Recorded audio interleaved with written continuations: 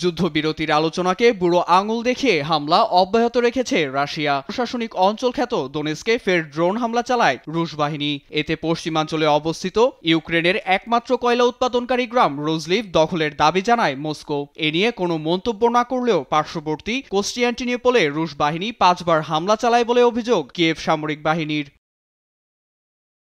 সে রাতে Russia Ukraine সীমান্তবর্তী খার্কিভেও drone হামলা চালায় মস্কো। হামলায় একটি বেসামরিক স্থাপনায় মুহূর্তেই আগুন ছড়িয়ে পড়লে আহত হন অনেকেই। স্থানীয়দের সহায়তায় রাতেই আগুন নিয়ন্ত্রণে তৎপর হয় দমকল বাহিনী। শত্রুরা প্রায় 15 বার হামলা চালিয়েছে। আগুন প্রায় 1500 বর্গ কিলোমিটার ছড়িয়েছে।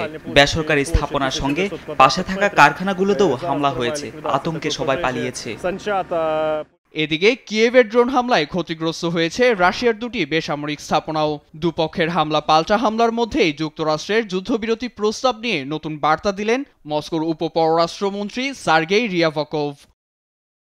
মার্কিন প্রশাসনের প্রস্তাব ও সমাধানের পথগুলো আমরা গুরুত্বের সঙ্গে নিয়েছি, তবে সেগুলো সীমান্তসহ অন্যান্য বিষয়গুলো পরিষ্কার না হলে প্রস্তাবগুলোর বাস্তবায়ন সম্ভব হবে না।